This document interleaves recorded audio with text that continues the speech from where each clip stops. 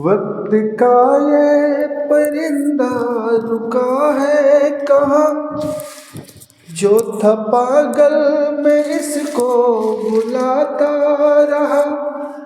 4 पैसे कमाने में आया शहर, गाँव मेरा मुझे याद आता रहा। गाँव मेरा मुझे याद आता रहा। वक्त का ये परिंदा रुका है कहाँ, जो था पागल मैं उसको बुलाता रहा। 4 पैसे कमाने में आया शहर, गाँव मेरा मुझे याद आता रहा।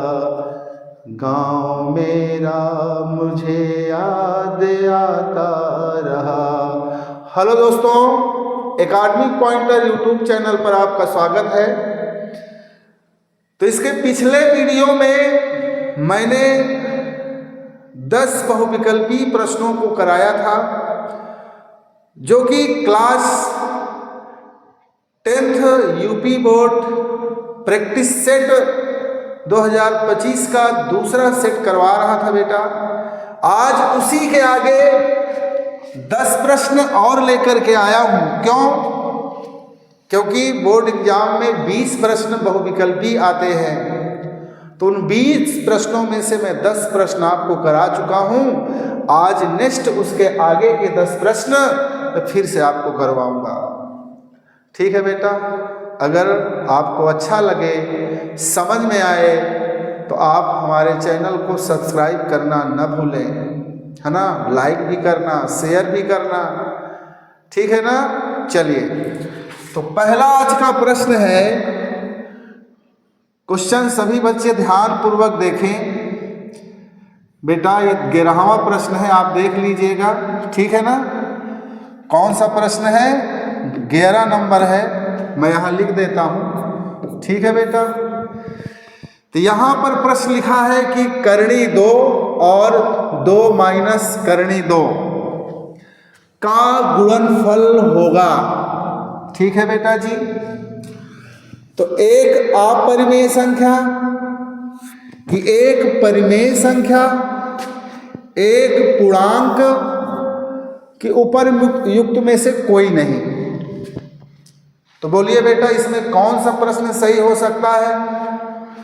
तो यहां पर दिया गया है, मैं आपको बता रहा हूं, करणी 2 और 2 माइनस करणी 2 कह रहा का गुणनफल। अगर इसे हम गुणा करें, अगर इसे हम गुणा करें बेटा जी, तो करणी 2 का जब 2 के साथ गुणा करोगे तो हो जाएगा 2 करणी 2। इसका इसमें भी गुणा होगा तो हो जाएगा बेटा 2।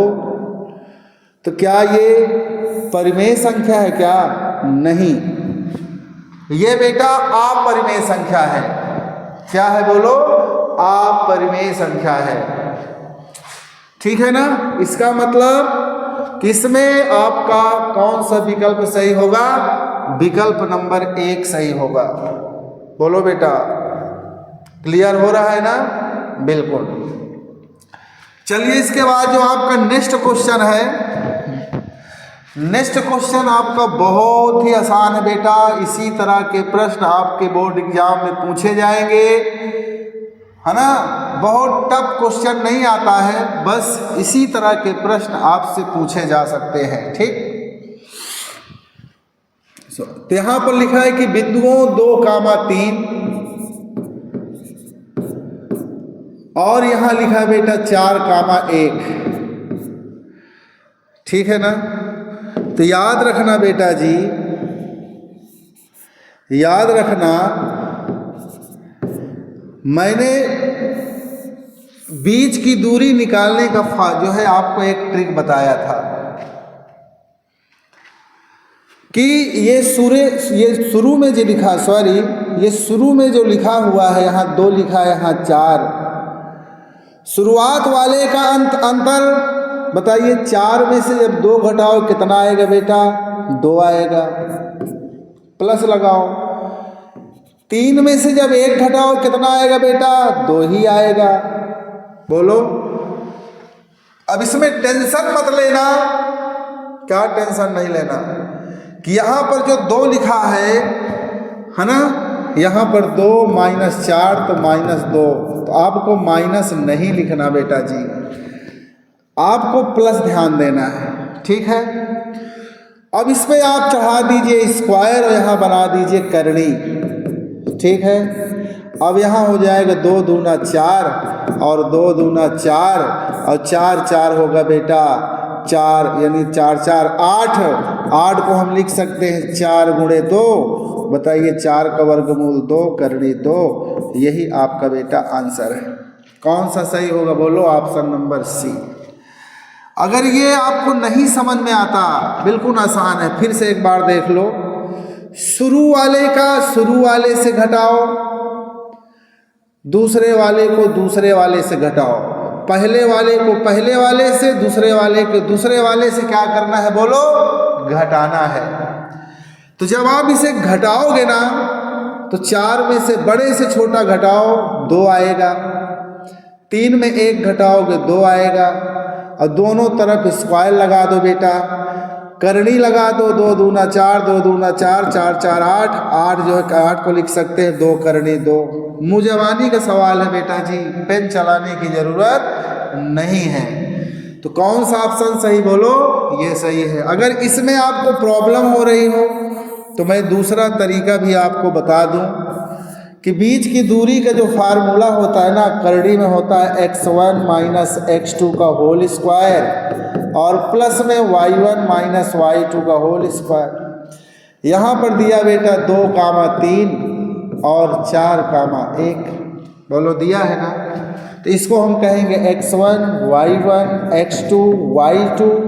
x1 का मान 2 है, यहाँ करणी बनाइए, यहाँ 2 लिखिए, माइनस x2 का मान 4 है, इसका स्क्वायर। y1 का मान 3 है, y2 यहाँ पर 1 दिया है, इसका स्क्वायर। अब बताओ 4 में से 2 जाएगा तो -2 का स्क्वायर, 3 में से 1 जाएगा तो 2 का स्क्वायर। तो यहाँ 2 दूना 4, 2 दूना 4। बोलिए उतना आया कि नहीं बेटा? तो 8 को लिख सकते हैं 2 करनी 2। तो कौन सा ऑप्शन सही था? बोलो। C number. चाहे आप ऐसा करो या तो आप ऐसा ही कर लो बेटा, 2 तरीके हैं इसको लगाने के। चलिए नेक्स्ट क्वेश्चन। नेक्स्ट क्वेश्चन बेटा, इस टाइप का प्रश्न जो है पिछले प्रैक्टिस सेट में, दूसरे प्रैक्टिस सेट में कराया था मैंने। फिर से देख लो कि यदि 5 सेंटीमीटर, ध्यान से देखना बेटा जी, कि यदि 5 सेंटीमीटर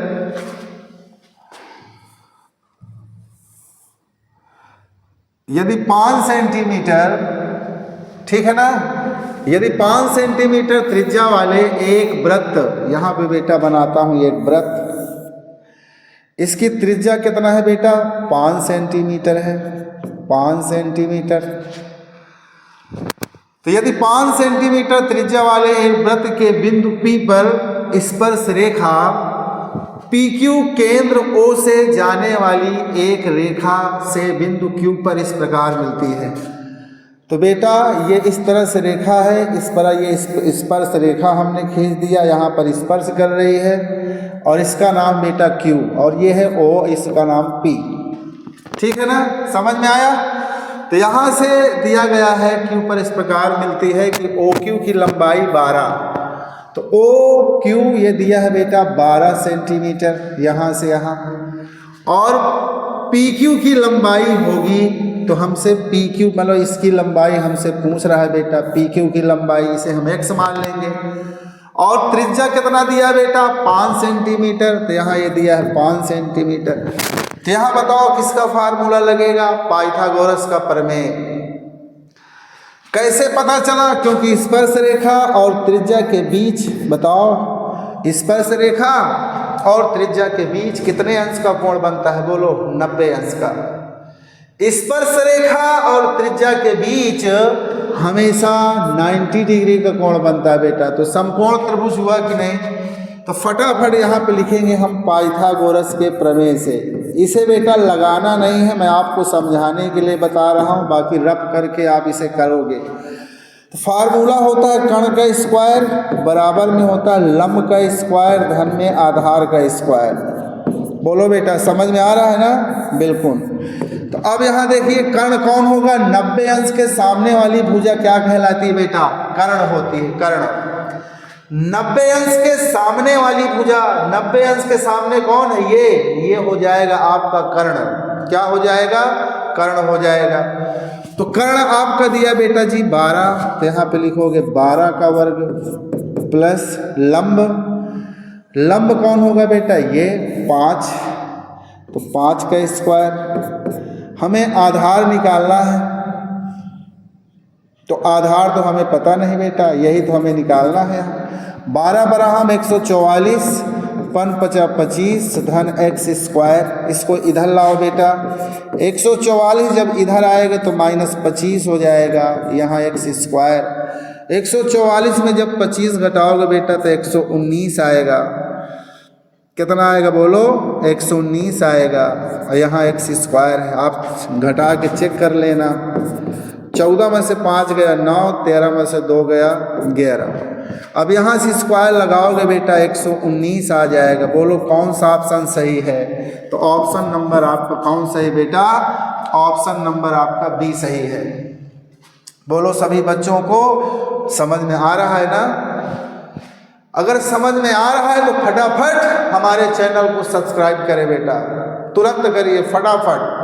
अगर समझ में आ रहा है तो, अगर नहीं आ रहा तो बिल्कुल सब्सक्राइब मत करना, ठीक है? चलिए अगला प्रश्न है आपका, ये भी आसान सा प्रश्न है बेटा। अगर आपने थेल्स प्रमेय पढ़ा हो, चित्र में DE समांतर BC, तो यहाँ पर ये DE और BC ये दो दिया गया है। AD का मान दिया है बेटा 3। तो सबसे पहले आपको पता होना चाहिए कि यहाँ पर लिखेंगे हम AD बटे DB। क्या लिखेंगे बेटा? AD बटे DB। एक मिनट, तो AD बटे हो जाएगा DB बराबर AD बटे हो जाएगा बेटा AD बटे AB होगा। क्या होगा बोलो? AD बटे AB। तो AD बटे हो जाएगा AB बराबर DE बटे BC, DE बटे BC और बराबर हो जाए AE बटे AC। तो AE बटे EC। तो सभी बच्चे ध्यान पूर्वक देखें, AC होगा बेटा, AC नहीं गलत हो जाएगा, एक मिनट, AC क्योंकि वहाँ AC है ना। तो AD बटे AB, AD बटे में AB, DE बटे BC, DE बटे BC और AE बटे AC, AE बटे AC। तो ये एक प्रमेय होता है बेटा जी। तो यहां पर देखिए दिया क्या क्या गया है। यहां दिया है AD बराबर 3, DE बराबर दिया गया है 4 और DB बराबर दिया है 1.5। तो बेटा जी हम AB का मान निकालेंगे। किसका मान निकालेंगे बोलो? AB। तो AB बराबर हो जाएगा बोलो AD धन, यहाँ पर देखिए AD धन DB। तो AD धन DB, यहाँ पे ये DB है बेटा। तो AD का मान कितना दिया है बोलो? AD का मान दिया है 3 और DB का मान दिया है 1.5। तो ये 3 हो जाएगा 4.5। तो यहाँ पर जब आप देखोगे बेटा, इसको जब लिखेंगे यहाँ पर तो हो जाएगा AD और बटे में AB बराबर DE और बटे हो जाएगा BC। बोलो अब यहाँ पर देखिए AD का मान कितना दिया है 3, AB का मान कितना दिया है 4.5 और DE का मान कितना दिया है 4। हमें BC का मान बताना है। किसका मान बताना है बोलो, BC का मान। इसका इधर गुणा करेंगे 3BC, इसका इधर करेंगे 4 पंचे 20, 4 चौक 16, 2 18, और जब यहाँ से BC बराबर निकालोगे तो 18 बटे हो जाएगा 3, 3 1 के 3, 3 छंग 18, यानी BC बराबर कितना आएगा बेटा 6। तो कौन सा ऑप्शन सही बोलो, ऑप्शन नंबर डी सही है। बोलो समझ में आया कि नहीं आया। चलिए नेक्स्ट क्वेश्चन करते हैं, इसको देखिए। 6 सेंटीमीटर त्रिज्या वाले एक वृत्त के एक त्रिज्य खंड का कोण 60 अंश है। तो यहाँ पे त्रिज्या कितना दिया बेटा, 6 सेंटीमीटर त्रिज्या दिया गया यहाँ पर 6 सेंटीमीटर, ठीक है ना। और कोण यहाँ पे कितना दिया है बेटा, 60 अंश। तो यहाँ थीटा बराबर लिखोगे 60 अंश। हमसे कह रहा त्रिज्य खंड का क्षेत्रफल होगा, तो त्रिज्य खंड का क्षेत्रफल क्या होता है फार्मूला, तो त्रिज्य खंड का क्षेत्रफल जो होता है बेटा, त्रिज्य खंड का क्षेत्रफल होता है थीटा बटे 360 गुणे पाई r स्क्वायर। ये त्रिज्य खंड का होता है फार्मूला।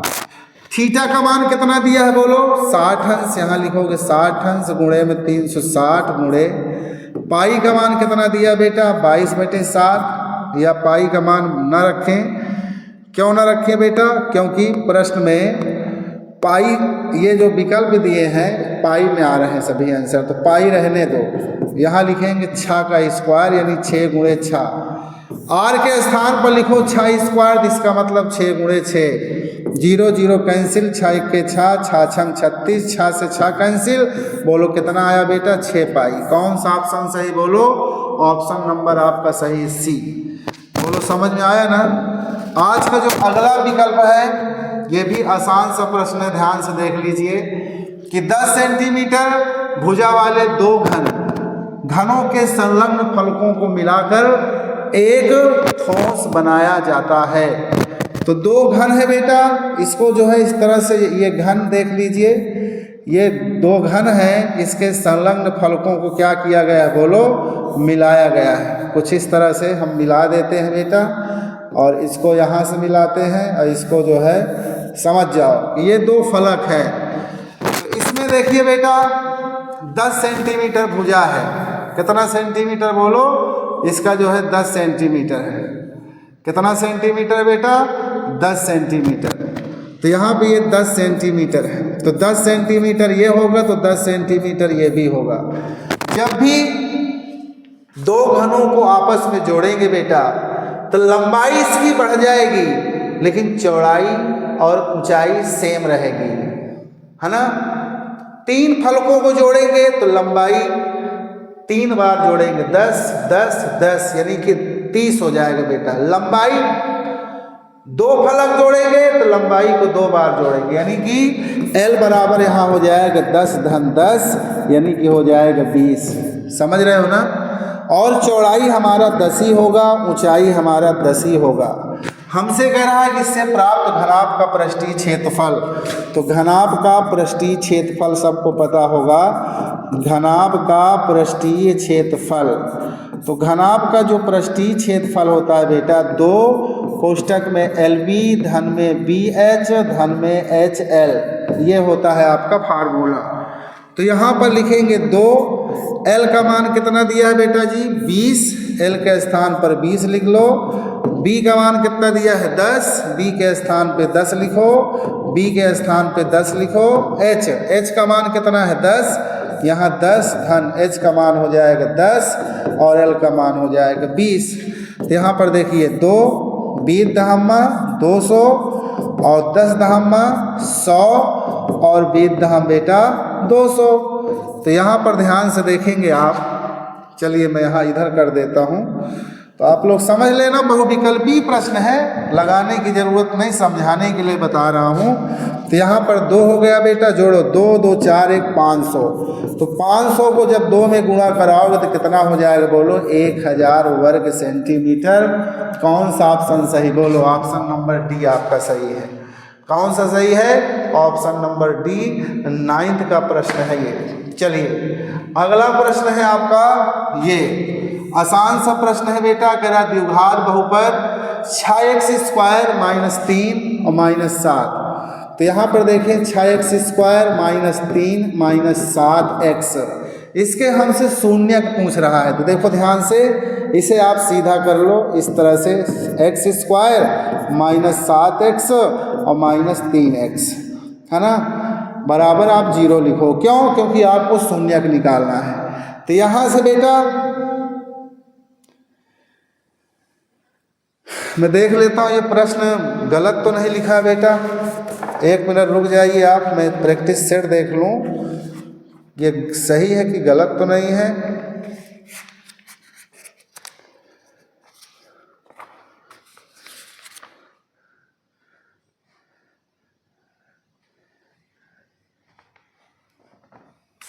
एक मिनट, हाँ x², 1 मिनट रुक जाना बेटा जी। तो 6x² माइनस 3 लिखा है बेटा, यहाँ पर 3 लिखा है, यहाँ भी लिखा है 3, लेकिन मैंने x लिख लिया जल्दी जल्दी में। बेटा अभी नए नए है ना, कैमरे के सामने पढ़ाने में थोड़ा समस्याएं तो हो ही रही हैं, धीरे धीरे सीख जाएंगे, ठीक। तभी सीखना तो पड़ेगा ना, ऑफलाइन की बात अलग होती है, यहाँ की बात अलग। तो 6x² माइनस 7x माइनस 3 बराबर 0। इसका गुणा करो बेटा, तो 6 गुणे 3 यानी कि 6 तिरिक 18। अब ऐसा पहाड़ा आपको पढ़ना है कि पढ़ने में तो 18 आ जाए, घटाने में आ जाए बेटा 7। तो 9 दूना 18, और जब 9 में आप 2 घटाओगे तो कितना आएगा बोलो? 7 आएगा। कितना आएगा? 7 आएगा बेटा, ठीक है ना। कितना आएगा? 7 आएगा। तो यहाँ पे हो जाएगा 6x² माइनस, इसके स्थान पर हो जाएगा 9 माइनस 2, यहाँ x माइनस 3 बराबर में 0। अब यहाँ हो जाएगा 6x² minus 9x minus minus plus 2x minus 3 बराबर में 0, ठीक है। तो यहाँ पर हो जाएगा एक जोड़ा ये है, एक जोड़ा ये है, x यहाँ 3x ले लो कॉमन, तो 3 दूना 6, 3 तिरिका 9, यहाँ पर 1 ले लो बेटा क्योंकि कुछ कॉमन ही नहीं यहाँ पर। तो यहाँ 2x माइनस 3 बराबर 0। तो 2x minus 3, 2x minus 3, 2x minus 3 हो जाए कॉमन, यहाँ बचेगा 3x प्लस 1 बराबर 0। तो अब यहाँ पर क्या करोगे? यहाँ करोगे कि 2x माइनस 3 बराबर 0, तो 2x माइनस 3 को उधर ले जाओ प्लस 3, तो x बराबर 3/2। इसी तरह से इसको देखिए बेटा, 3x प्लस 1 बराबर 0, तो 3x बराबर माइनस 1, तो x बराबर माइनस 1/3। बताओ, तो माइनस 1/3 और 3/2 कौन किस में है? माइनस 1/3 और 3/2, ऑप्शन नंबर कौन सही बेटा? बी सही है। बोलो समझ में आया ना। आज का जो नेक्स्ट क्वेश्चन है ये दिया गया है, करा रैखिक समीकरण युग्म 4/3x 4/3x धन 2y बराबर में 8, और एक ये दिया है बेटा 2x धन में 3y बराबर में 12। आप समझ लेना राइटिंग, ठीक है ना। तो बेटा जी यहाँ 1 मान लो, इसका लासा क्या आ जाएगा? 3। अब 3 से भाग करेंगे तो 1 बार जाएगा, 1 का ऊपर गुणा करेंगे 4x धन, बोलो। अब यहाँ से देखिए, यहाँ पर जो है 1 का 3 में करोगे 3, 3 दूना 6y, और 1 का 3 में करोगे 3 8 क्या हो जाएगा बोलो? कुछ नहीं होगा, 1 मिनट रुक जाइए बस। तो आप बराबर यहाँ लिखोगे 8। अब यहाँ बेटा 3 का इधर गुणा करेंगे तो 4x धन 6y, और 3 8 कितना होगा बोलो? 24। इसी तरह से दूसरा समीकरण हमारा ये वाला है, तो इसको लिखेंगे 2x धन 3y बराबर में 12। तो यहाँ पर बेटा a1 बराबर कितना है बोलो? 4। a1/a2 निकालें तो यहाँ कितना है? 4/2। b1/b2 निकालें तो यहाँ पर क्या है बेटा? 6/3। और c1/c2 निकालें बेटा तो यहाँ क्या है? 24/12। तो यहाँ देखो 2 1 2, 2 दूना 4, 3 1 3, 3 दूना 6, 12 1 12, 12 दूना 24, यानी कि A1 बटे A2 बराबर B1 बटे B2 बराबर C1 बटे C2, सब के बराबर क्या आ रहा है बेटा, सब में 2 आ रहा है। तो सब में यहाँ 2 आ रहा है बेटा जी। इसका मतलब ये तीनों क्या है, बराबर है। जब तीनों बराबर है तो इसके अनेक हल होंगे बेटा। क्या होंगे, इसके अनंत हल होंगे। कौन सा विकल्प सही, बोलो। विकल्प नंबर बी सही है कि जब भी इस रूप का आए A1 बटे A2 बराबर B1 बटे B2 और बराबर C1 बटे C2, तो इसके अनंत हल होते हैं। क्या होते बेटा, अनंत हल कहो या अनेक हल कहो। जब A1 बटे A2 बराबर B1 बटे B2 और नॉट इक्वल टू C1 बटे C2 आए तो इसका कोई हल नहीं है।